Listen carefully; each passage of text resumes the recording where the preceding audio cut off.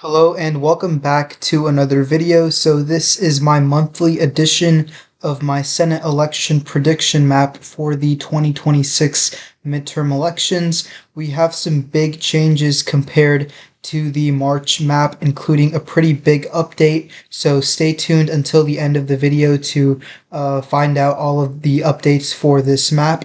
So currently Democrats hold 47 seats and Republicans hold 53 seats. There are 35 seats up for election in 2026, including two special elections, one in Ohio and one in Florida. Remember, the Republicans hold the tiebreaker with Vice President J.D. Vance, so they only need 50 seats for a majority, whereas the Democrats need 51 seats for a majority.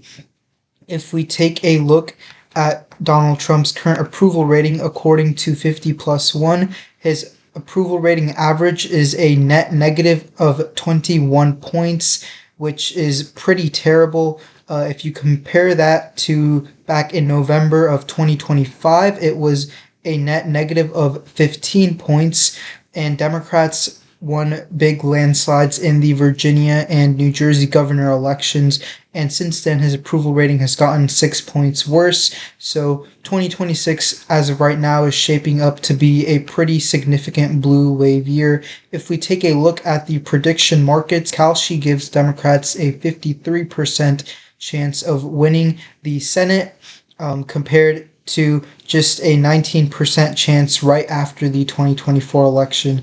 If we look at Polymarket, Democrats have a 56% chance of winning the Senate, compared to just a 29% chance back in July of 2025. So let's go ahead and start filling out the map. First, we're going to fill out the safe blue states. These are states where we expect Democrats to win by at least 10 percentage points, and these states will be Oregon, Colorado, New Mexico, Illinois, Virginia, Delaware, New Jersey, Rhode Island, Massachusetts, and the state of Minnesota. Previously, I had Minnesota as likely Democrat, but I think this is going to be safely Democratic. On the governor's race, Amy Klobuchar is likely going to win by at least 20 points, and I think that will help down ballot with Peggy Flanagan for the Democrats, and a blue wave will significantly help the Democrats here easily win by at least 10 points. Now for the safe Republican states, we have Idaho, Wyoming, Montana, and Montana could get interesting because it's a three-way race right now. Independent Seth Bodnar could perform very well if the Democratic candidate drops out, and Kurt Alme was installed at the last moment as the Republican nominee, and we could see backlash among voters for that, but for now Montana will be safely Republican. Additionally, we've got South Dakota, Oklahoma, Arkansas, Louisiana, Mississippi, Alabama, Tennessee, Kentucky, West Virginia, and South Carolina in the safe Republican column. South Carolina is a state that could shift to likely Republican if the environment becomes even more favorable towards Democrats. In 2020, Lindsey Graham won by 10 points, and it's possible in 2026 he could win by 8 or 9 points, but he is in no real danger of losing re-election.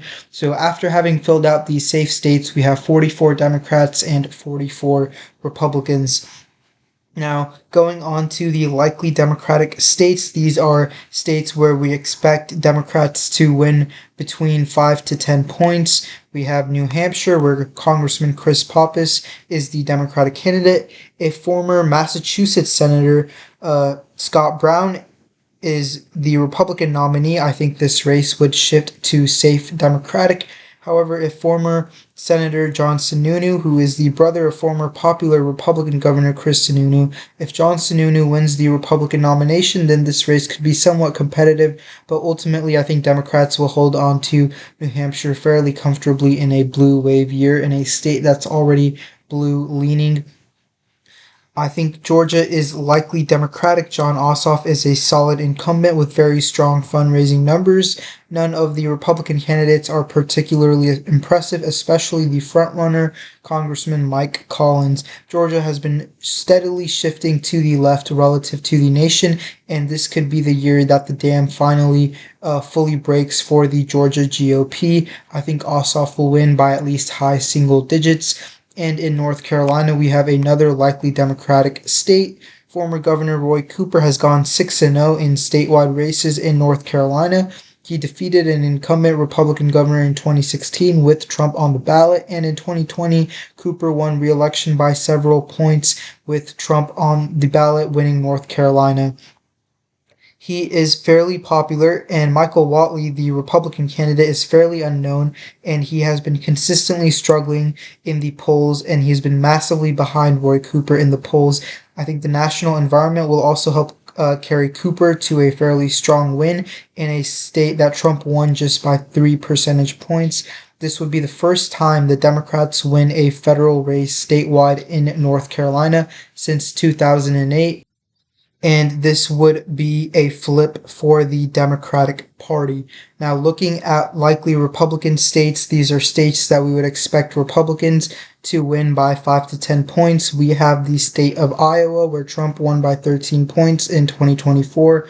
Although Trump's approval rating has taken a big hit in states like Iowa that have been disproportionately hurt by the tariffs, Iowa has also shifted heavily towards Republicans in the last 10 years. I think the Senate race will be fairly competitive, but ultimately I have a very hard time seeing Republican Congresswoman Ashley Hinson losing to the Democratic nominee, regardless of if the Democrats nominate Josh Turek or Zach Walz. So for now, Iowa is likely Republican. Kansas is also a likely Republican state. This is a state that Trump won by 16 points in 2024. It has been steadily shifting to the left relative to the national popular vote. Roger Marshall, the incumbent Republican senator, underperformed Trump by 3 points in 2020. If Democratic Congresswoman Sharice Davids does not run for the U.S. Senate, I think Republicans probably win Kansas by 6 to 8 points. If she does run, I think this is a race that could certainly move to lean Republican. Florida is a state that I'm moving from safe Republican to likely Republican. Trump won Florida by 13 points in 2024. However, it has strongly shifted towards Republicans in the past decade. Ashley Moody was appointed to be the U.S. Senator from Florida after Marco Rubio resigned to become Secretary of State, and she is a fairly uncontroversial incumbent, so I'm very hesitant to have this race as anything other than safe Republican. However, Democrats have consistently and strongly overperformed in special elections in Florida in the past year or so, and I think this race will be on the very outer edges of competitiveness, but ultimately Republicans will hold on to this seat fairly easily, winning by 8 or 9 points. Finally, Nebraska is also a likely Republican state. In 2024, Dan Osborne put up a very strong performance running as an independent against Republican Senator Deb Fischer. He lost by just 6.5 percentage points, outperforming Kamala Harris by a whopping 14 points as she lost Nebraska by over 20 points. This national environment will be a lot bluer than it was in 2024, which will certainly help Osborne a lot. However, Pete Ricketts, in my opinion, is definitely a stronger Republican candidate than Deb Fischer was. For now, this race is likely Republican. However, I could definitely see it getting moved to lean Republican in the future. Now, for lean Republican states, these are states where I would expect the Republicans to win by 1 to 5 percentage points. We have the state of Texas. Now, Trump won Texas by nearly 14 points in 2024, so this is going to be a very heavy lift for Democrats. The last time a Democrat won statewide in Texas was in 1994. Democrats got very close in 2018 with Beto O'Rourke losing to Ted Cruz by just 2.5 points. Even in 2024, Colin Allred outperformed Kamala Harris by 5% against Ted Cruz, showing that weak Republican candidates will underperform in Senate races in Texas. Republicans are likely to nominate Attorney General Ken Paxton, who I think is a very weak, scandal-ridden candidate, over incumbent Republican Senator John Cornyn. Democrats have nominated their strongest possible candidate in James Tallarico. Hispanics have disproportionately swung towards Democrats in the past year, so Democrats could see higher gains than expected in a state like Texas that's 40% Hispanic. If Paxton wins the Republican Senate runoff in late May, and the national environment gets a bit more bluer, this race could move towards tilt Republican. And then in Ohio, we are going to rate this race as lean Republican, which does get Republicans to 50 seats, which is enough to maintain Senate control. In 2024, J.D. Vance was elected vice president, so he resigned as U.S. Senator, and there is a special election to fill the remaining 2 years of his term. Ohio's Governor Mike DeWine appointed his Lieutenant Governor John Husted to fill this seat. Husted is a fairly uncontroversial figure in Ohio politics, a state that Trump won by 11 points and has shifted strongly to the Republicans since 2016.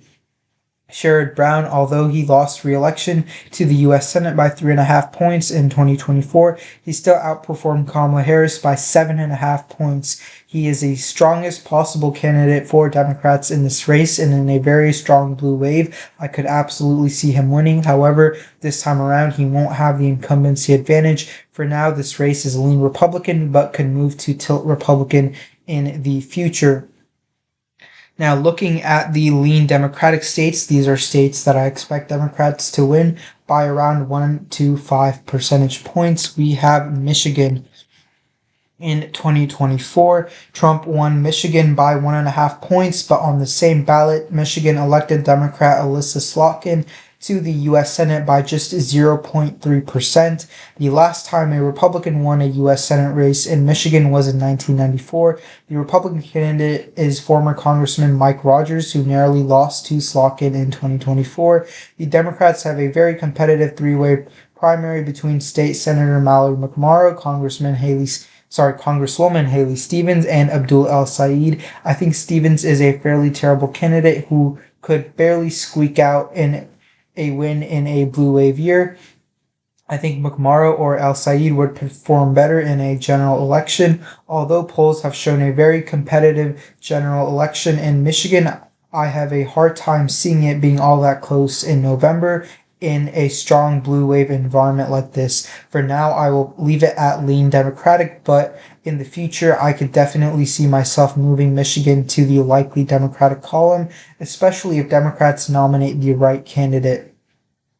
In Maine, we have another flip for the Democrats, and that is with Susan Collins losing. She is in her toughest reelection bid yet in this Harris +7 state. She shockingly won re-election in 2020, even as Biden won Maine by 9 points. Since then, her popularity has decreased significantly, and she will face a bigger blue wave than she did in 2020.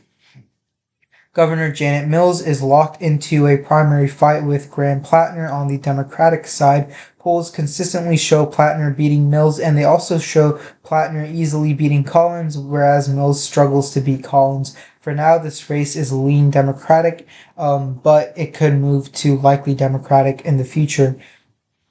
Now, finally, the biggest change that we have in this month's update is Alaska. I'm moving Alaska from lean Republican to tilt Democrat. And this is a state that Trump won by 13 points, but I think Alaska is going to get Democrats to 50 Senate seats. And the reason being that since my last video, Alaska Survey Research, which is the most accurate pollster in Alaska, they've released a poll showing Mary Peltola beating Dan Sullivan by 5 percentage points in the final round of ranked choice voting. Republican incumbent Senator Dan Sullivan has weak approval ratings and was last led a poll in this race in the summer of 2025. Since then, Peltola has led every poll. Peltola was elected to Congress in a 2022 special election and only narrowly lost by 2 points in 2024 as Trump carried Alaska by 13, so she outran Kamala Harris by 15 points. She's a very strong candidate for Democrats, and I think in this environment, she can pull it off. So ultimately, the Democrats get to 50 Senate seats, which is just one seat shy of flipping the Senate. They would need 51 seats. So ultimately, this map is currently expecting a national environment in November of D+8 to D+10. However, if we see Democrats winning the House popular vote by 12 or 13 points, well, honestly, I think they could probably flip Ohio and maybe even Texas, so potentially get to 51 or 52 Senate seats. But for now, I have them at 50 Senate seats. And so if you guys did enjoy this video, please be sure to drop a like and subscribe, turn on post notifications so that you don't miss a future upload. Please feel free to share your thoughts and suggestions in the comments section, and I will see you all in the next video.